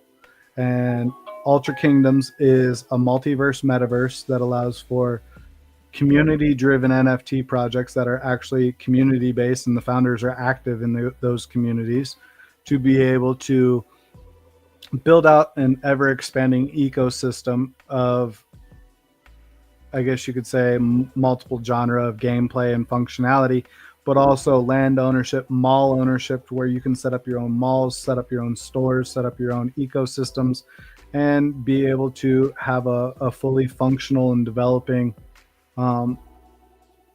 ecosystem to be able to thrive in. We are looking to go to AR VR by middle of next year too. I was actually going to ask that, but my question, and I think many people hear this, metaverse 3 years ago was this buzzword hot topic. Shit, man, we can go all the way back to the 90s with Second Life. This idea has been around for decades. Why do you think you can pull this off? What makes you different? Sandbox, Decentraland, we can go on list of just failure. So most of those aren't actually even metaverses. There's a very strong thing that's called the 7 layers of a metaverse, and that's the experience layer, a discovery layer, creator economy, spatial computing, decentralization, human interface, and full infrastructure. We have built out that full 7 layers and actually built it to where now we will be able to just take the FBXs of any characters that somebody has. They'll be able to upload those, and then they will be able to have their own player-based economy. Now, most of these other groups have done it just for like land sales and all this other stuff. We haven't really targeted that, but we do have them set up. And this is going to be more of a player-driven economy system that's there. Now, each project that we bring in, for instance, Bedtime, Genesis, HC Hogs, Obsidian Oath, 3 Meta D is there with their orcs. Let's see, who am I missing here? Because I got a whole list of them here. Oh, you don't have to list them all. HC Hogs, Metabutes, Atlas World Sports, which is the largest aggregator in the world for sports betting and everything too. Neglected Labs, all these different groups to be able to have their own gaming economy that actually allows for them to build for their community and actually give more reward back to their community also. So explain to me how this is different from, we'll take 2 big ones, Bored Ape, what they're doing, and let's say Nifty Island. It's centered around gaming, rewards, and bringing in communities. What are you doing different here? So we have multiple aspects to it that we're doing different. Our primary aspect of it is it is an ever-expanding ecospace. So unlike them, theirs is more like game functionality. Here you can build, you can have land ownership, you can be any character you want in the majority of zones that are not specified to what do you call it? Specified to a project. And each different type of world has different genres of gamification that's there. So some of them might be like World of Warcraft. Some of them might be like Fabled. Some of them might be like Tony Hawk's experience and X game experiences. Some of them might be card games. Some of them might have everything that's there. And it allows for them to actually set up their own economy between it too. So say, for instance, Mikey, you have your podcast. If you'd like to be able to stream your podcast, you can actually set up your own mall that has your podcast play and also be able to have all your previous reels be available for other people to go in and watch all the old ones.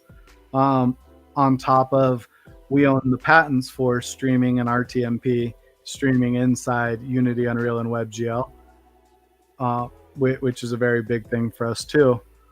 And making this to where it's fully integrated to where it is fully cross-play too. So unlike Bored Ape Yacht Club, unlike all these other ones that are out there, you're able to play this on PlayStation, you're able to play it on Xbox, you'll be able to play it on PC, and you'll be able to play it on mobile, and you'll be able to play with all of your friends all at the same time no matter what console they're on top of it. Yeah. So no, that's huge. And it's the interoperability, which is the hard thing that has been trying to be cracked for a long, long time with the blockchain integration, with the economies and all of this. So what's interesting to me, though, is you own a patents to a lot of this technology, which does help your revenue streams.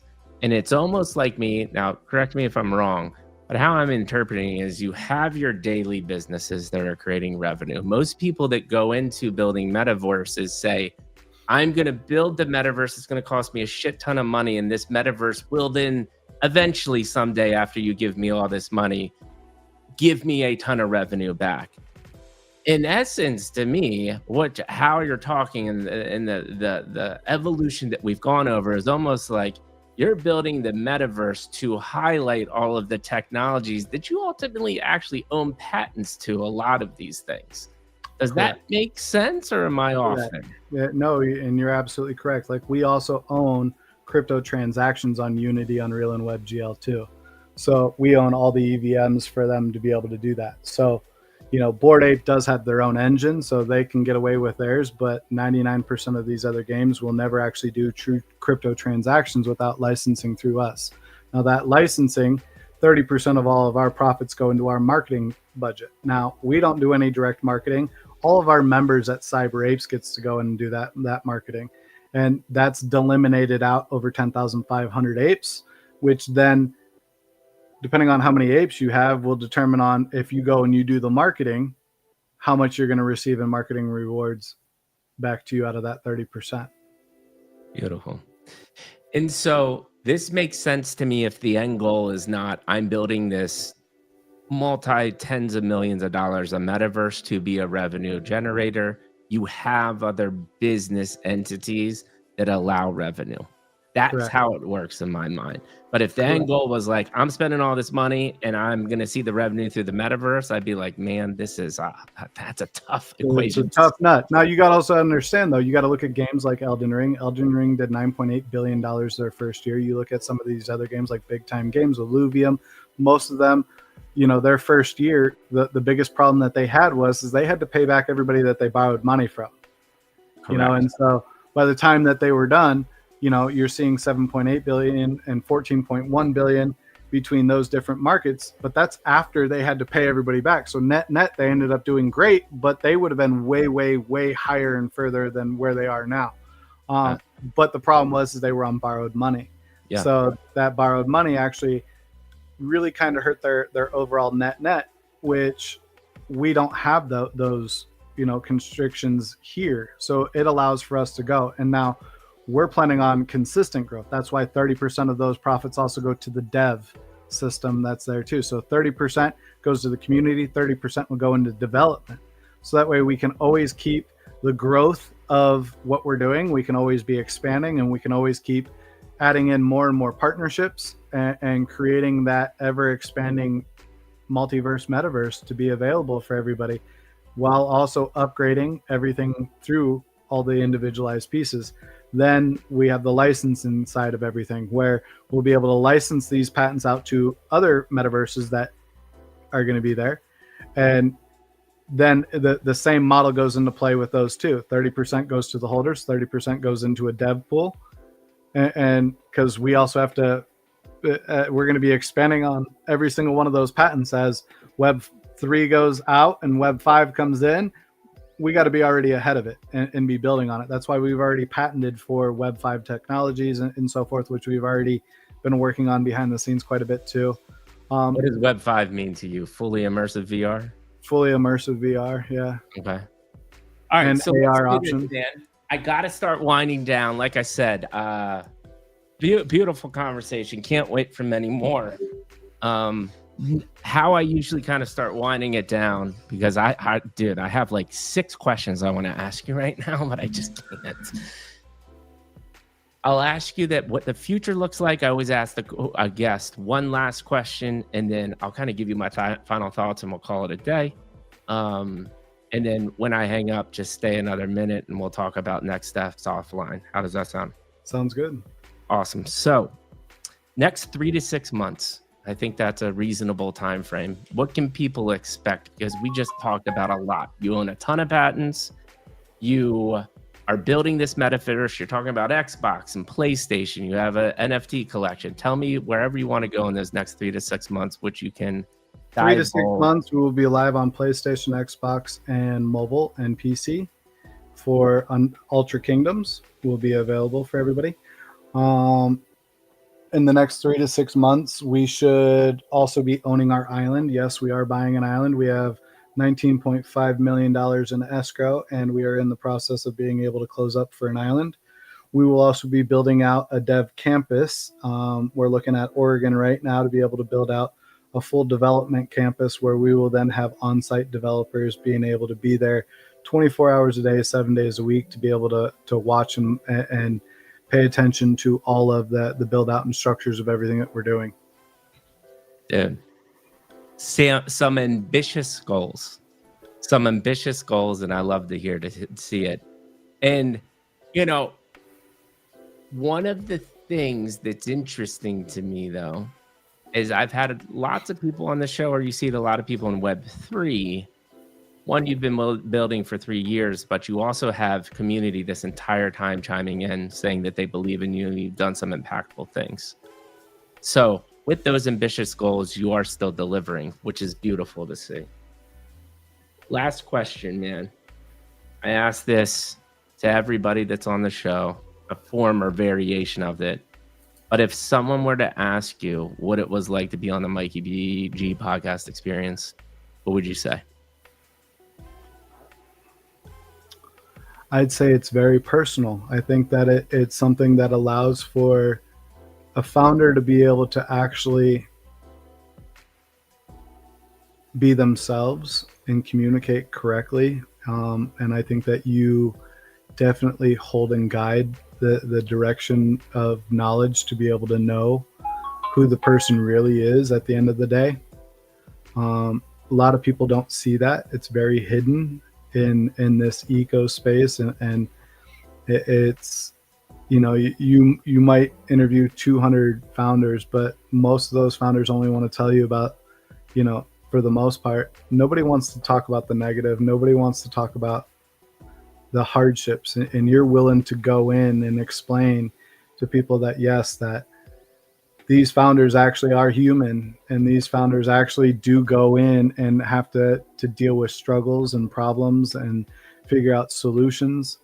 I think that your podcast is going to be very impactful for a lot of people coming into Web3 that want to start this journey, that they should be in here and learning from the founders that have faced all these different struggles. So that way maybe they can get some insight on not to make the same mistakes we did. Yeah. Because we were early. Like, you know, if you've been in it the last 5 years, it's still early. Crypto is still early. Like, a lot of people may think that it's been going strong. It's still early. You know what I think? I think it's still early outside crypto Twitter. I just tweeted this today. I think you responded, right? Yeah. Crypto Twitter is dying. I think it's early outside of it. I think it's late in crypto Twitter world because people have caught on to the bullshit. What are your thoughts Crypto there? Twitter was great for the first 11 months. And then after that, everybody realized that they could make it their exit liquidity, and that they could throw a few dollars at a couple KOLs. And that's one thing we've never done as a KOL. And they could create that exit liquidity that they needed to be able to be profitable. Now I advise people that, you know, stay out of the crypto Twitter if you're looking for an investment.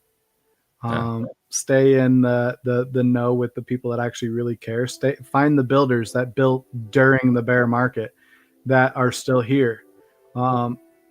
If you could ever take any of that advice, and get to know who those founders are, find the transparent founders that are willing to do it, and be put on the spot for it. And I think then you'll have an easier target for success. Yeah. But yeah, 100%. I 100% agree with your post today. I was like, yeah, gotta throw a heart on that. Yeah, and that makes sense.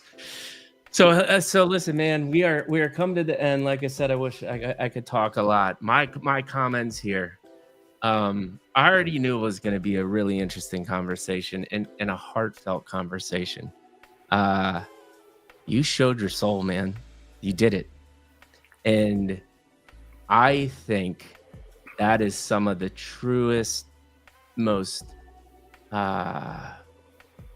It's the biggest courage a founder could show. And you're one of the fair people. I've had people similarly get to points that you were at certain times, just getting choked up and talking about really hard things.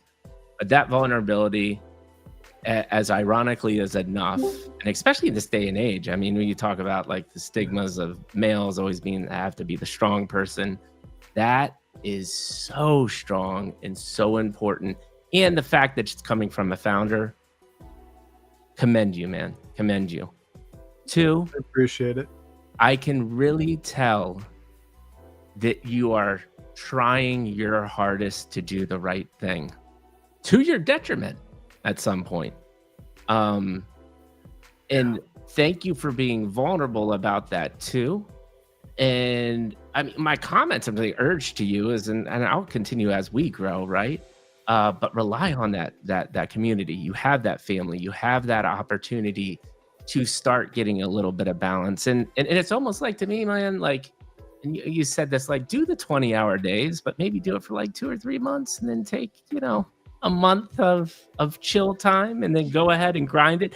Look at it, the quarter season. The quarter season might be the good way to recommend, and then rely on the people that have all the expertise. Right now, some guy that has a ton of founder relationships, that understands how to podcast in a way different way than most of the things you'll see, and build connections and build relationships. You have that now as a connection. You also have all of these amazing people in your community, and utilize that. The other thing that I really noticed, though, is you were actually, more than a lot of people that come on this show, when I asked you to reflect and talk about moments that gave you clarity or a why. Like, for instance, you immediately went to the professor story. Then you immediately went to the job story, which means to me that you're intentional, that you think a lot, and you have meaning and purpose behind what you do. And at the end of the day, I can't tell you how much time I waste talking to founders and other people about things that they want to do, but they don't have intention, and they don't deeply think about those things. So out of all of the things, the 2 things that struck me the most were, 1, your vulnerability, but 2, your intentionality, and being able to take those insights very quickly, and then take those insights and expand upon them as to why. So for everybody that's listening, and then everybody that continues to try to find people in Web3, like myself, like Code and Drew, like other people there, if they don't have intentionality, if they're not explaining why they think the way they think, there's something probably off there. And those 2 traits alone are going to continue to enable you to progress in the future.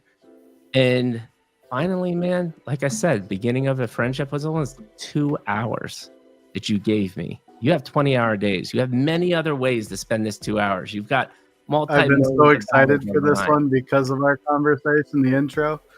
And you're right. Mikey, you offer something that's different than most. You offer the raw side of things that a lot of founders don't want to talk about. That nobody, and me, I knew I was going to be talking about them because these were big, impactful things in my life. These were things that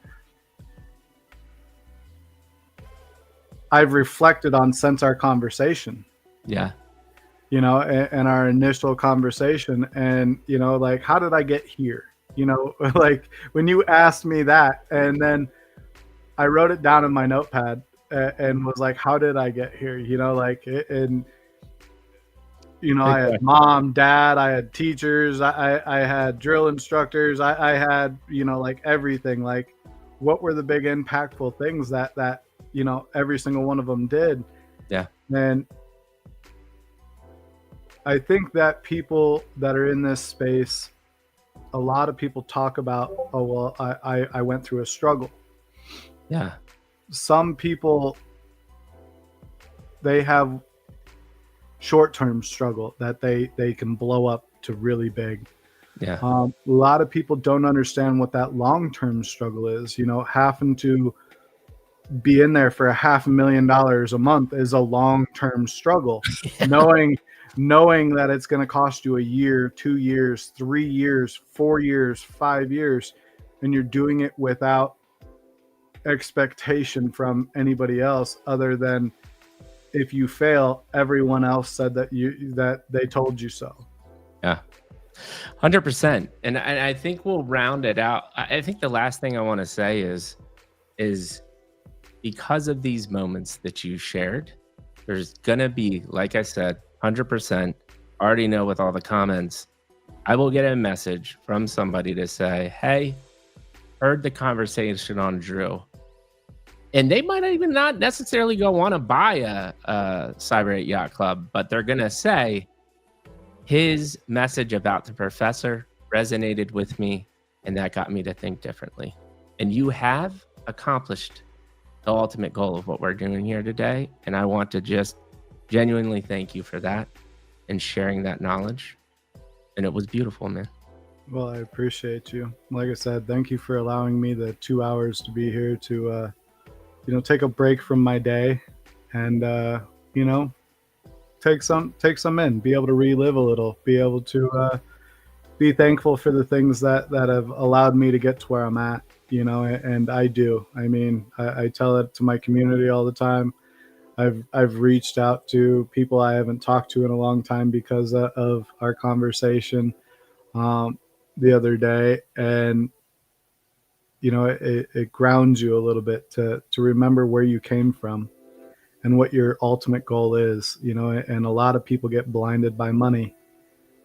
Money will not make happiness. I can promise you that. It'll make things easier for a very short period of time, but it does not create that absolute happiness that a lot of people deep down in their heart will find. And I thank you, you know, for a little bit of that reality reawakening, you know, and to remember, you know, where we were, where we are, and where we're going. And I'm reading comments already, brother. We got bravo. This was an excellent interview. We need more of this in our ecosystem. So you helped create that today, my man. And with that being said, Mikey G, Andrew, aka Code Compiler, are out.